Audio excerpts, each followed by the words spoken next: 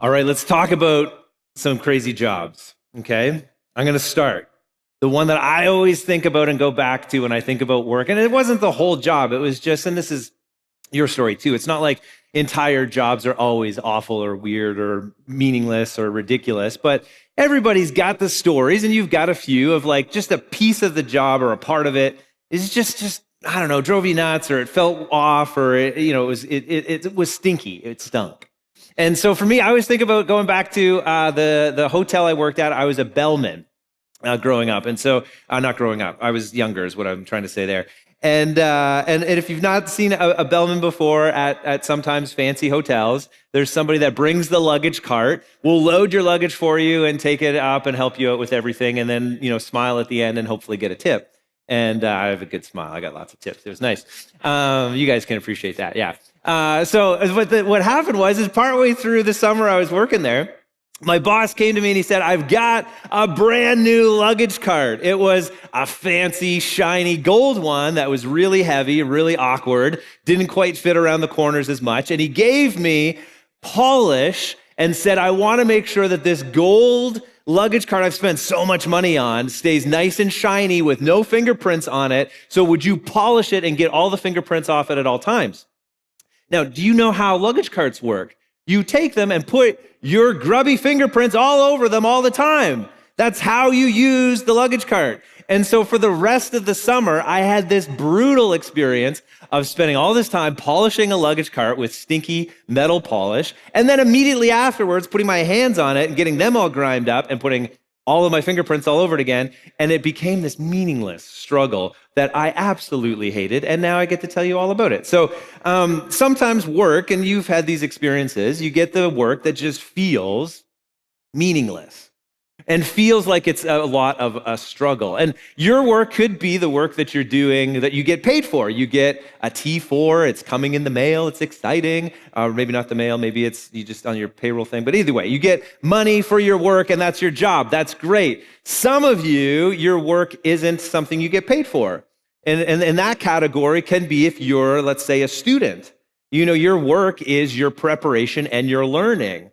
If we haven't met before, I've got a family, I've got a wife and 3 kids. Our kids are 9, 6, and 5. They're all in school. And so we tell them your job, or part of your job, is to go to school. And it's to try to convince them that they need to keep going to school and learning. And so that's your job. You work at it. And it's difficult, and it can have challenges to it and parts that feel redundant or frustrating or meaningless or stinky throughout the day. For some of you, your work isn't necessarily school and you still don't get paid for it. Maybe you're a stay-at-home parent, or you're a stay-at-home for your parents because they're older and they need to be looked after. I don't know what that's called, but that's kind of like the next phase of stay-at-home parent. But you're staying at home with your parents. We'll figure it out. But the point is that you have a work and a job to do looking after and caring for people.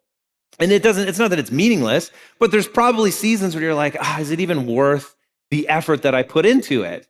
If you've ever had, kids and you've put the effort into trying to create this beautiful meal for them, it's like really healthy, and you gave them like the fruits and you cut the veggies into dinosaurs, and like you put all the work and you put it on the table, and they're like, can I have a bowl of Cheerios? You're like, you want to flip the table at that point.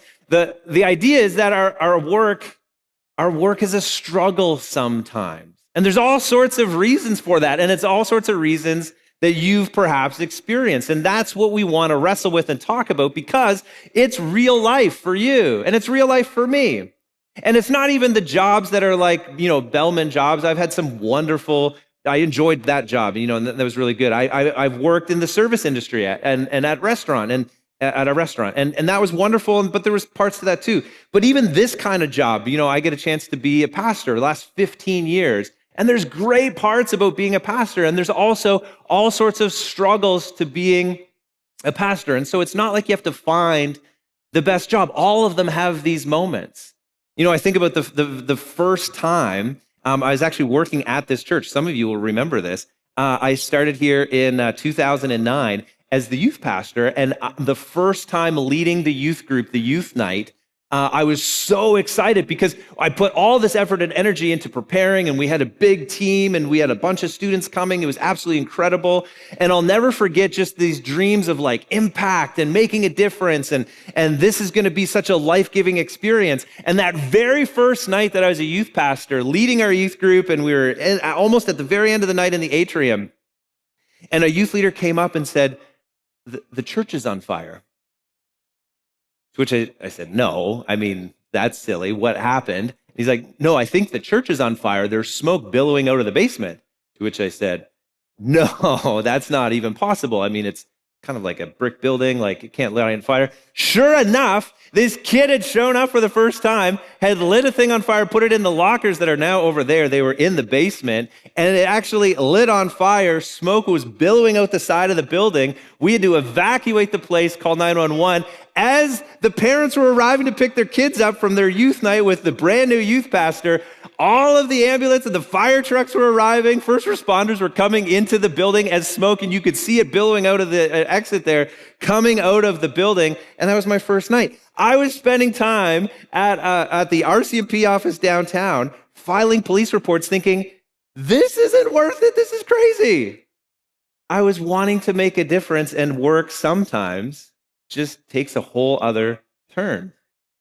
Okay, for you, it's a little bit different. Why does work stink? Your story, you'll find it in this list at some point, I'm sure. For some of you, it's about bad bosses. You think about that. We're not going to go into stories. We're not going to tell personal stories from the stage because this is recorded and my bosses watch these messages. But the point is that there are experiences you've had, and the reason that work stinks for you is it's tied to the supervision of the people that you work with. And it's just like, man, this would be so much better without them. And yet this is a part of the experience, and you've had it. You know, it's silly tasks. It's like, I like this part of the job, but why do I have to do this part of the job? It's broken systems. You know, if you could just explain to the people at the top, you could make it so much better. Or it's about the crazy customers and you deal with them day in and day out. Work would be so much better without the customers, which there wouldn't be work. But, you know, for you, maybe it's no appreciation. You think about, man, I've given so much to this place. Why don't they realize how valuable I am? And so work carries this frustration in your heart because you're giving so much of your energy, and yet nobody seems to notice the difference that you're making. Or unfair treatment. Like, you've been here, and why would they instead give the promotion or the raise to this other person? Or it's stressful. Like, man, I just wish I could be in a place that's just simpler. And I remember actually when I was doing my university career, and it was kind of stressful. I thought it was stressful. You know, this is how it goes, right? I was just writing papers, and I lived on my own and ate Oreos and drank Pepsi at night. Like, it was a really easygoing experience in university, but I thought it was stressful. And I remember at night when I was staying up late writing these papers, it was in Saskatchewan, and it was on the highway, and I would see these truck drivers driving by. And I thought, maybe I should become a truck driver. I bet you they don't have stress. And then I watch TikTok videos now of truck drivers driving in New York City, and I'm like, oh, that's really stressful. So, you know, there's stress everywhere, but you've had stress in your work, and you just wish it would not be that way, or that you're always on, you're always having to receive the calls or check the emails, and you don't get the work-life balance that you're hoping for. Work stinks sometimes. Not all the time, but a lot of the time. And why is that? Well, the truth is that it's not a new problem. It's not a North American problem. It's not a Moncton problem. It's not a you problem. It's not a capitalism problem. It's not a 21st century problem. Work has actually been stinky for a very long time. In fact, work from almost the very beginning has had an issue with it. And the fascinating thing about when we gather in this kind of way, if you're new to this kind of place, is we gather around and we open up these ancient scriptures, the Christian scriptures, to discover the truth of what has been handed down from generation to generation about the God of the universe and what he might say to us and to you for today and this week. And we discover in the very beginning narrative about the creation of the world that God actually speaks very explicitly about work. And actually the question, why does work stink, gets answered at the very beginning. And so I want to take us all the way back to that very beginning creation narrative. We find it in what we would call the book of Genesis. It's in the Christian scriptures as the very open of the Bible. It's also, for those that are Jewish and have grown up in that movement, and they would find at the beginning of their Torah the same narrative. It's the one that we share together about the creation of how God has made all of humanity. And it's a fascinating story. If you haven't read it in a while, or if you've never read it, you should absolutely this week look through. It speaks so much to the human condition about how you're made, how you're wired, who you are, and speaks to a lot of what you have experienced as somebody living here in Moncton, of all places, or wherever you're watching from online. And the story goes is that God created things perfectly, absolutely perfectly. Created the garden, provided for Adam and Eve, gave them the things that they need, gave them a job to do, and then something terrible happened. The snake came with deception and told Eve and questioned God. And God had given one rule to Adam and to Eve, not to eat the one particular fruit. There was lots of other fruit. There's lots of other food. But there's one rule: avoid this one spot. And sure enough, they ate from that tree. And so in that moment of disobeying God, in that moment of there being one rule, stepping across the line and having that original sin, Adam and Eve realized the problem and the issue, and their eyes were open, and all of a sudden they knew, we've done something wrong. And so they hide from God, and God comes looking for them, wanting to restore relationship and come back close to them, and they hide from God, and as he speaks to them and asks them what happened, he explains and walks through the consequences for the actions of sinfulness, the actions of stepping away from the life that God has explained and called them into. And he explains what the consequences of their sin really is. And it's in that moment that we're going to step into the story and hear how God brings that consequence and explanation to Adam. And it's going to give us a deep understanding of work as we kick things off here. So let's go to Genesis chapter 3, verses 17 to 19.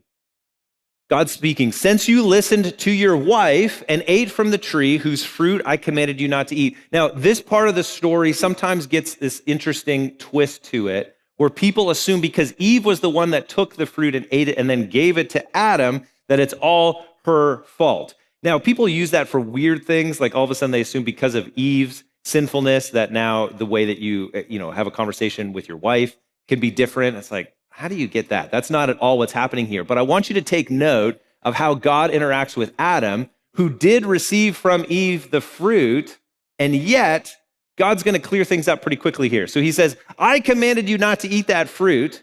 The ground is now cursed because of you. So as God explains the curse to Adam, he's clarifying it's not because of Eve's sin. Adam, it's because of your sin.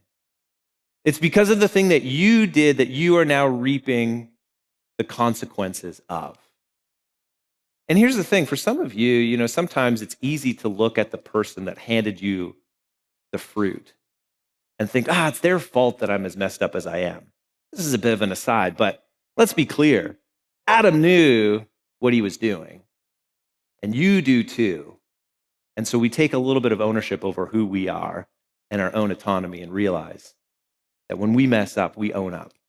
And this is what happens for Adam. So God says, I commanded you not to eat it. The ground is cursed because of you. All your life, you will struggle to scratch a living from it. The ground being this explanation of now how you're going to provide for yourself. God had provided in the garden. It was provided for them. It was there. God had given them so much. And now they're going to experience a much different life of having to provide and scratch out a living from the ground, their sustenance. And this is the curse. This is the curse on their work. It goes on. God says, it will grow, the ground, thorns and thistles for you. Even though there's going to be thorns and thistles in the ground, although it's going to be difficult, you will eat of its grains. There's still going to be good things that come from it. You're still going to be able to provide for yourself from it. It's going to be both and at the same time. By the sweat of your brow, will you have food to eat? It's going to be hard. You're going to exert yourself. You're going to till the soil, and then you will have some of the benefits of it. Both are going to happen at the same time. It's a curse, but there's still something good in the midst of it. Until you return to the ground from which you were made, for you were made from dust, and to dust you will return. It's this interesting shift, this curse, this addition now to the work that is going to be the thing that carries through to this day. Now, as you read that, you might think, oh, that explains everything. Work is awful and terrible because it is this thing that God dropped on us because of the sinfulness. And no, actually, something different is happening here. You have to kind of watch for it. So the work is now cursed, but it's not that the work is a bad thing. And the reason we know that is that if you actually go to the very beginning in Genesis, you actually discover work existed before the original sin, before the fall of man, before they ate of the fruit. Work existed. God actually worked in his creation of the world, and we are made in his image. But not only that, if we go back to Genesis 1, this is what we discover. In Genesis 1, before the fall, before the snake, before all of that, God blessed them and said, be fruitful and multiply. Fill the earth and govern it. These words that are action-oriented, that require something of you. Reign over the fish in the sea, the birds in the sky, and all the animals that scurry along the ground. And then again in chapter 2, explaining about what happens here, the Lord took the man and put him in the Garden of Eden to work it and to take care of it.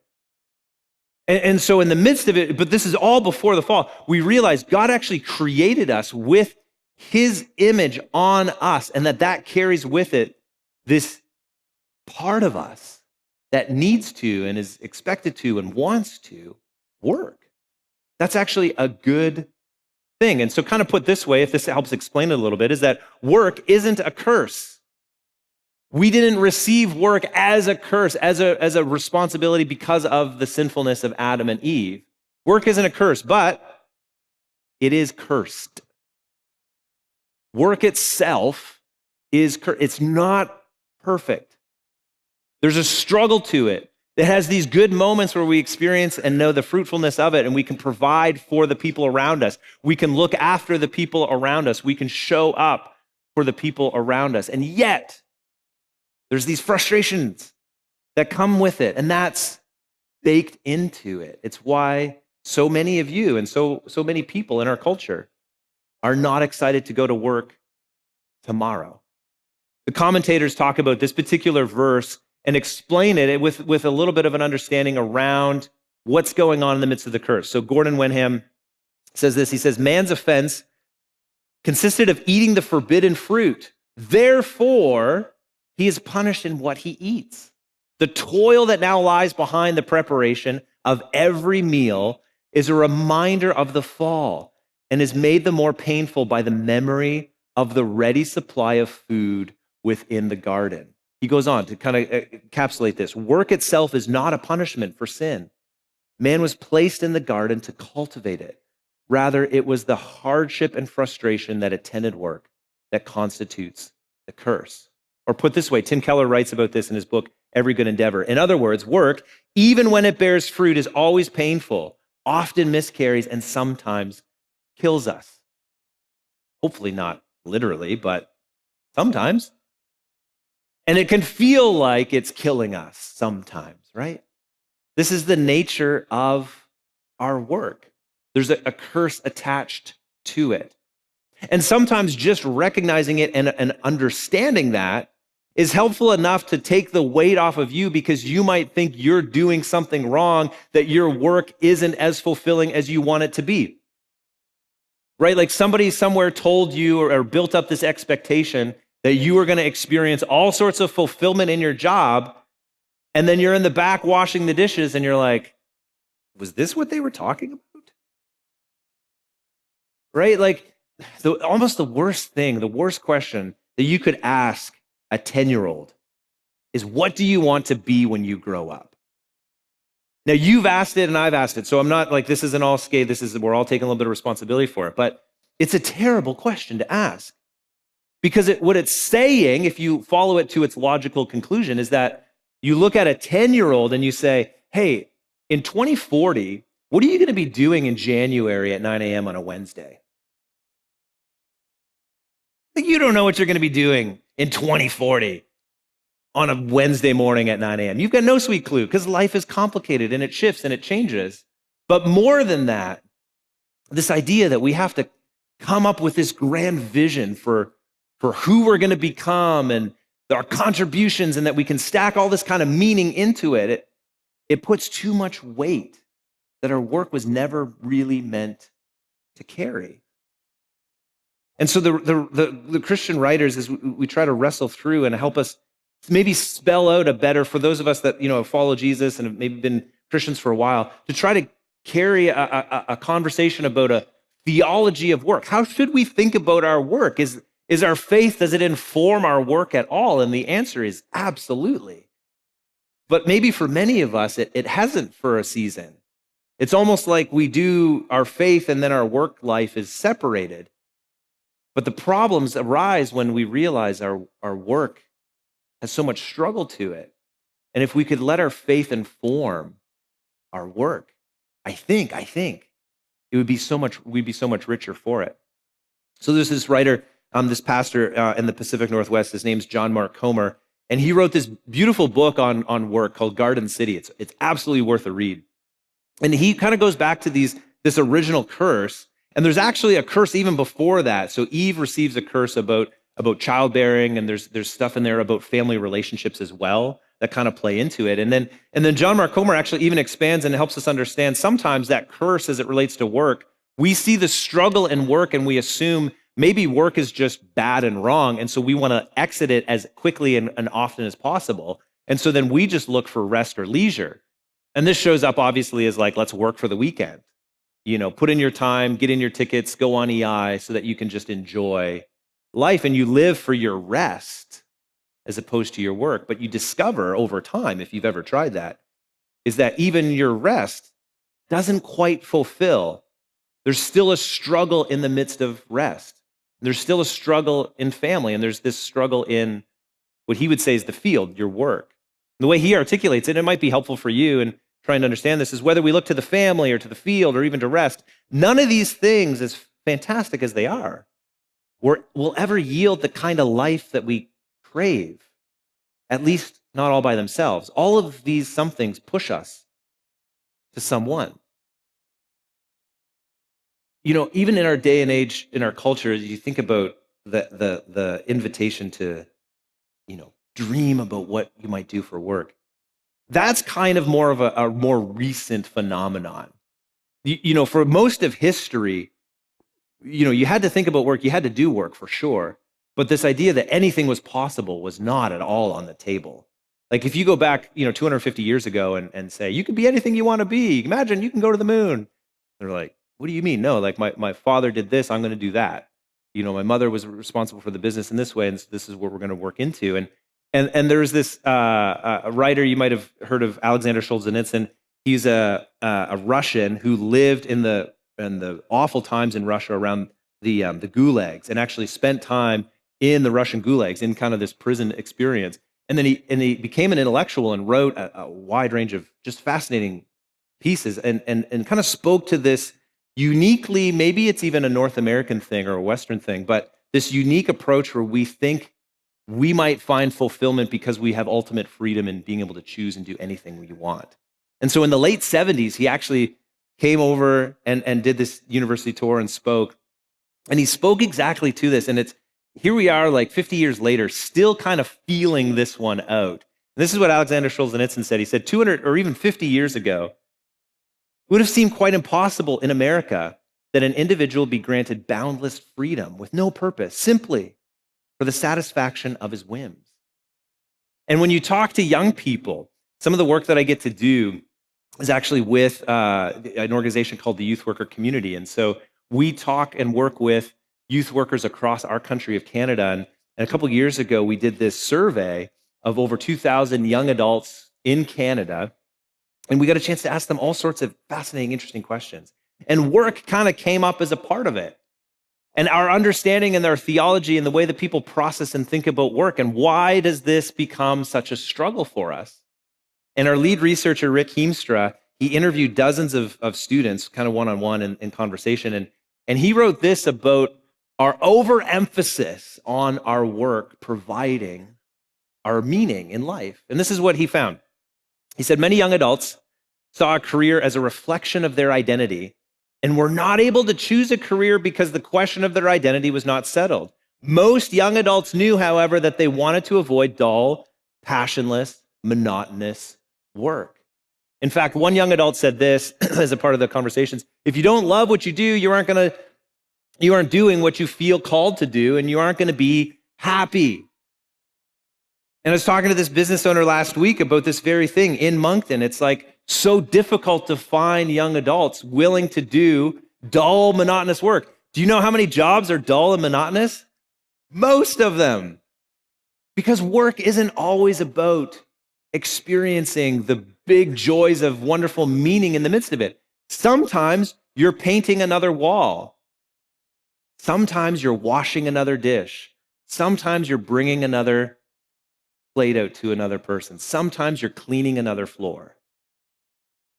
And if we lose sight of the fact that there could be goodness even in the midst of that dull, monotonous work, we might miss something that God is inviting us into. Because in Genesis, and this is it, right? This is the verse. The ground is cursed. It is. Work is cursed. Your life will struggle as you scratch a living from it. That's true. But the other is true too, that he put man and he put him in the garden to work it and to take care of it, and that the God of the universe is moving us back into the life that he wanted to create in this world today. And he's giving us meaning and purpose because he's the one that brings it. And he's the one that created us. And he's the one that made us.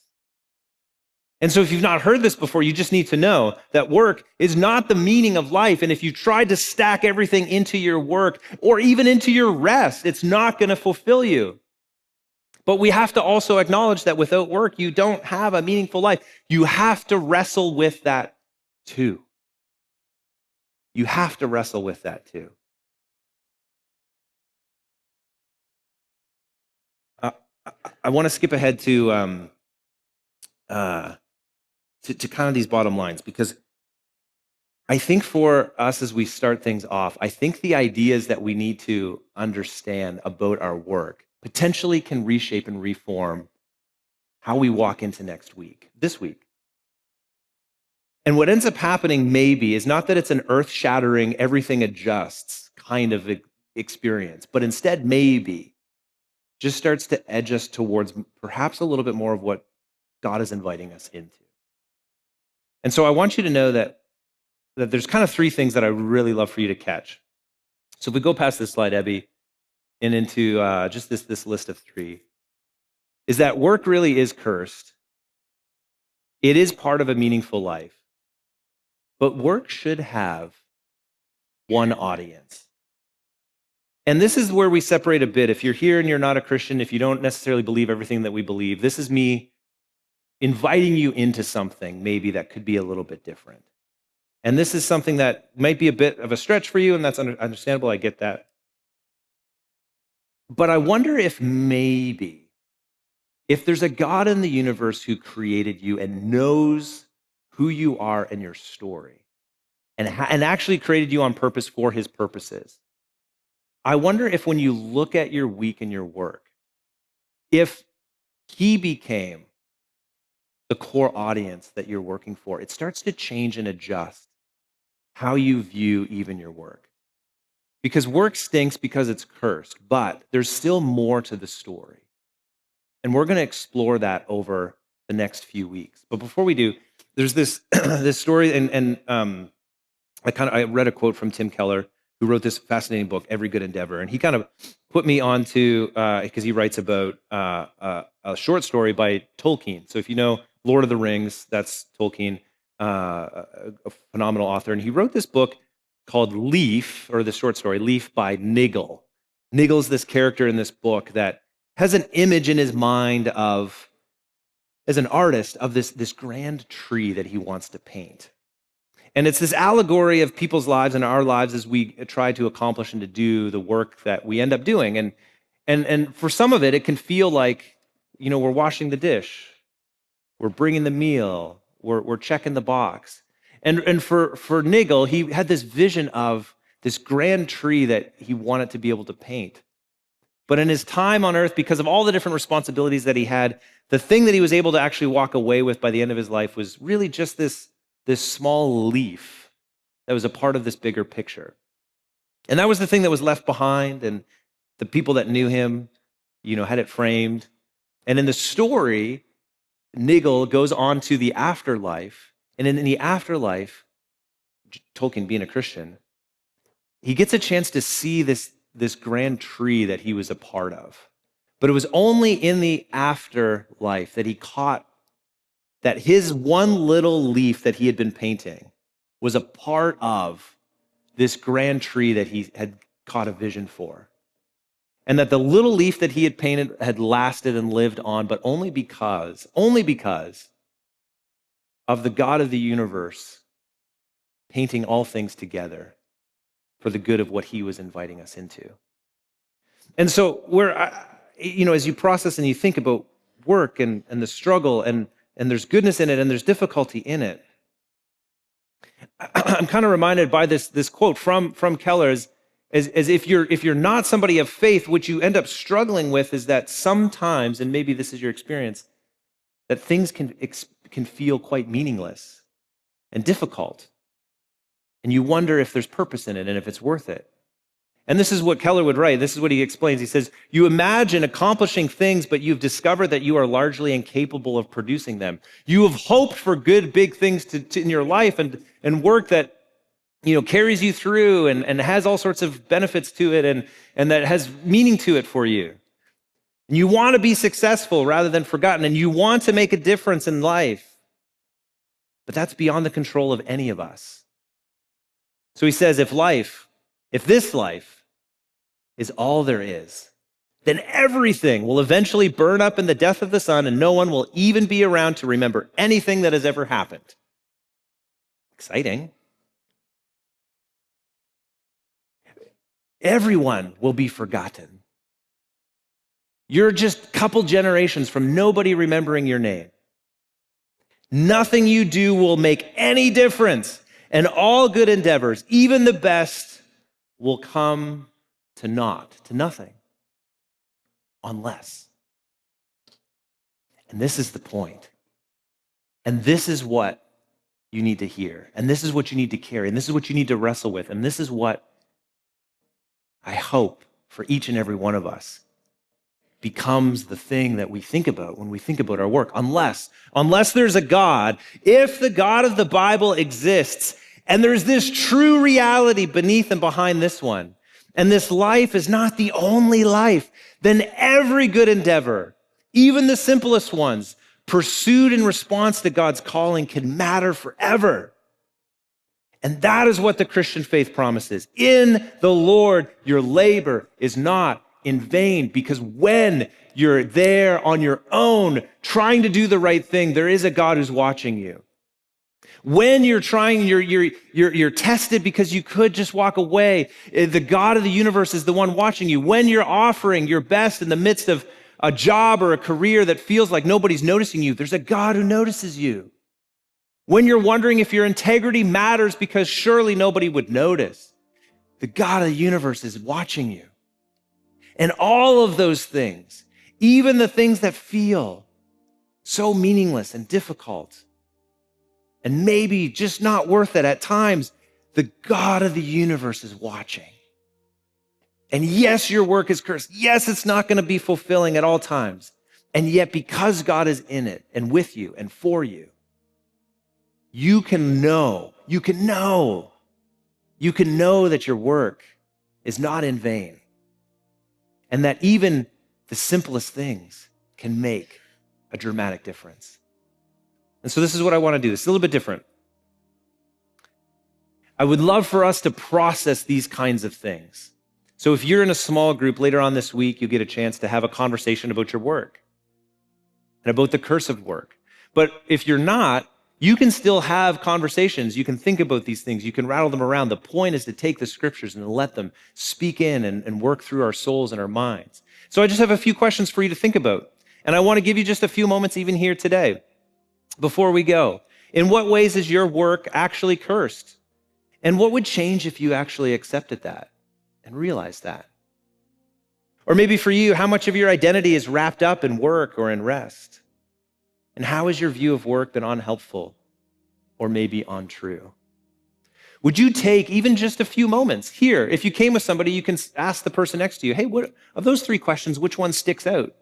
Which one sparked the minute that you saw it? You've got a thought of it or an answer of. If you're just by yourself, you didn't come with anybody, just take a few moments and kind of wrestle them through. If you're a Christian, if you believe in a God, let God and the Holy Spirit speak to your heart and remind you of how he sees you and the work that you're doing.